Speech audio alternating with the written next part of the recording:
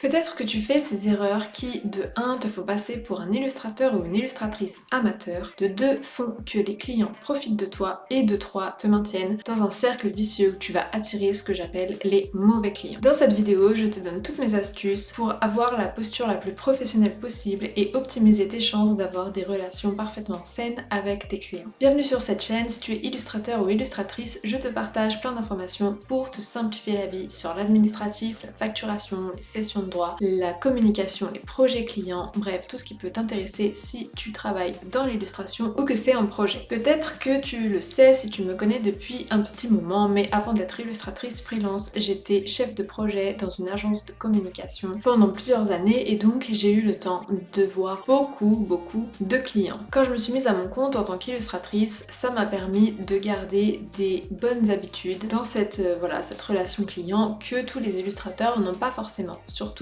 quand on se lance à 18 ans et qu'on n'a pas forcément l'assurance nécessaire. Donc c'est parti pour dégommer une par une les mauvaises habitudes qui collent à la peau des illustrateurs et illustratrices freelance. Première mauvaise habitude, c'est de travailler sans devis. N'aie pas honte si tu as fait cette erreur puisque je pense que 100% des freelances passent par là. Au début on commence par faire ça, on se fait avoir et ensuite on ne refait pas cette erreur. Au-delà de prendre le risque de ne pas être payé, c'est une image vraiment pas pro de commencer à travailler sans devis. Déjà, ça montre que tu débutes, que tu sais pas trop ce que tu fais, que tu vas attendre de voir comment ça va se passer. Et du coup, le client, en réponse à ça, il est en posture de force, il sait qu'il peut un peu te faire faire tout ce qu'il veut et en plus de ça, il est même pas dans l'obligation de te payer à la fin. Pourquoi ça? Parce que si il t'a donné un bon pour accord à l'oral, ça n'a absolument aucune valeur et il est dans son droit de ne pas te payer. Il a pas signé le devis, donc tu as un peu travaillé dans le vent. Ça peut arriver que tu envoies un devis et que le client te presse un peu à commencer à travailler en te disant oui, on signera le devis, vous pouvez commencer à travailler, le devis je vais vous l'envoyer. Ça peut arriver qu'il soit pressé pour son projet et donc il faut commencer le projet le plus vite possible. Si le client est vraiment pressé, il signe le devis le plus vite possible. C'est comme ça que ça se passe et ça les clients le savent très bien. Quand tu as un nouveau client, quelqu'un que tu ne connais pas, tu ne peux pas faire confiance comme ça sans connaître la personne. Il y a certains clients qui vont s'auto-proclamer moi je suis un bon client, moi je paye toujours en temps et en heure, etc.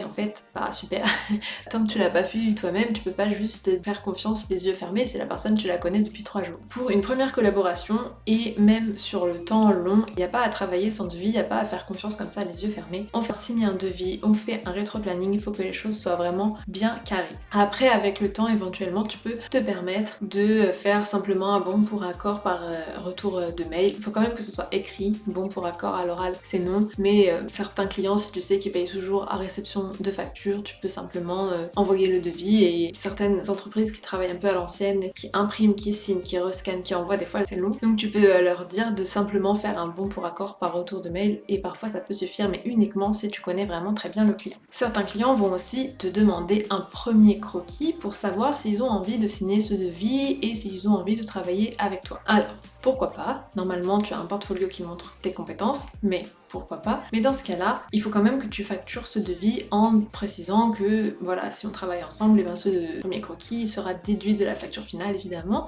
puisque c'est un peu comme si tu commençais, tu faisais une première partie du projet. En tout cas, un premier croquis, ça te prend 1 heure ou 2 de travail, tu peux pas faire cadeau de ça au client. Et si jamais il refuse, il veut pas te facturer 2 heures de travail, c'est pas vraiment bon signe, puisque 2 heures de travail, normalement, c'est rien par rapport à tout le projet qu'il te demande. Deuxième chose que la plupart des illustrateurs font au début et même peut-être après, c'est de faire un devis sans avoir forcément échangé de vive voix avec la personne en face. En fait, si tu reçois juste un brief à l'écrit et que tu essayes de faire un devis sans avoir parlé de vive voix avec la personne, c'est un peu mission impossible parce qu'il te manque trop d'infos. C'est vraiment indispensable de parler avec la personne parce que tu dois récolter tout plein d'infos sur le projet, dans quel contexte ça s'inscrit, quels sont les objectifs, enfin il faut vraiment avoir le feeling qui passe avec la personne pour cerner le projet. Ça te permet de voir aussi est-ce que c'est un petit projet comme ça, est-ce que c'est un gros truc, enfin vraiment c'est voilà sur juste un brief écrit où tu as 3 lignes, ça suffit pas pour faire un devis. En plus de ça, quand tu proposes un appel ou une visio avec un client, ça va faire fuir tout ce qu'on n'a pas envie d'avoir dans notre vie professionnelle, c'est-à-dire les mauvais clients. Encore une fois, mauvais client, ça veut dire en fait que la personne ne va pas respecter ton travail, ne va pas respecter ton tarif et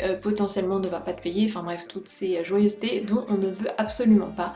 Donc normalement, quelqu'un de sérieux, il va prendre le temps, il va prendre 30 minutes pour t'expliquer son projet à l'oral. Franchement, 30 minutes, c'est rien du tout et pour la plupart des projets, ça suffit largement. Si la personne n'accepte pas de visio, ça peut aussi être un signe que en fait c'était pas du tout un vrai client et que c'était une arnaque. Alors voilà, des personnes malveillantes qui font semblant de vouloir des devis et l'objectif derrière, et ben, c'est une arnaque financière. Donc ça peut arriver aussi. Donc toujours proposer une visio avant de faire ton devis. Cette visio, elle est importante aussi pour une autre raison. Au-delà de mieux cerner le projet, c'est aussi un moment où tu vas pouvoir te mettre en valeur aux yeux du client. Tu vas pouvoir commencer un peu à instaurer une relation de confiance avec lui et à lui donner envie de travailler avec toi. Sinon, si tu fais pas ça, tu envoies quoi? Tu envoies un devis, il y a le récapitulatif de ce que le client t'a demandé à l'écrit, donc c'est-à-dire pas grand-chose, et il y a un prix. Et c'est uniquement sur ça que tu vas te différencier des autres devis que potentiellement le client a demandé. Donc en fait, c'est beaucoup trop compliqué de s'en sortir comme ça. Maintenant, on va passer à la dernière mauvaise habitude à dégommer. Mais avant ça, je t'invite à laisser un j'aime sur cette vidéo si tu trouves que ce contenu est utile pour me soutenir totalement gratuitement. La dernière mauvaise habitude, c'est d'être disponible H24. Donc déjà, je préfère préciser que travailler les soirs, travailler les week-ends, ce n'est pas un problème en soi. Si c'est ton rythme, tu peux très bien dessiner les soirs et les week-ends. Ça peut être le moment où tu es le plus inspiré et la journée, c'est pas ton moment, donc voilà, ça c'est pas un souci. Mais les moments pendant lesquels tu vas répondre au téléphone ou tu vas répondre aux mails, ça doit vraiment être des moments cadrés. Tu peux pas être disponible à chaque fois dans la seconde et surtout tout le temps. Si le client il voit que tu es disponible tous les jours de 8h à 17h mais aussi tous les soirs et tous les week-ends, c'est vraiment pas pro. Ce que ça va faire, c'est que tu vas être tout sauf irrésistible aux yeux de ton client. Ça va renvoyer une image de toi qui mendie du travail, qui est prêt à faire n'importe quoi pour pouvoir travailler, et donc encore une fois ça met le client dans une posture de force dont on n'a pas du tout envie. Moi je me mets à la place du client, si je vois que la personne me répond à chaque fois dans la seconde, à chaque fois que j'envoie quelque chose, je me dis mais en fait cette personne elle fait rien du tout de ses journées, donc personne ne veut travailler avec elle, donc pourquoi moi j'aurais envie de travailler avec elle? Voilà, c'est un peu bête comme façon de réfléchir, puisque des fois il y a des personnes qui sont en train de travailler et qui vont quand même répondre à un mail dans la seconde où ils le reçoivent, mais le fait d'être vraiment disponible tout le temps, je trouve que ça renvoie vraiment une image pas incroyable. Si jamais le client ça le freine pas du tout, qu'est-ce qu'il va faire? Il va en profiter pour tirer les prix vers le bas parce qu'il va voir que tu as absolument besoin de travailler avec lui. Donc il y a une petite subtilité, c'est que si tu n'es dispo que les soirs et les week-ends, par exemple si la journée tu es salarié ou si tu es en formation, je sais pas, la journée tu fais quelque chose et les moments que tu dédies à ton activité d'illustrateur ou illustratrice c'est les soirs et les week-ends, alors là bien sûr tu peux prévenir, bah voilà moi je suis dispo que les soirs et les week-ends parce que pour l'instant gna gna, mais ça c'est pas grave parce que c'est quand même pas H24 finalement. L'essentiel c'est de pas être disponible absolument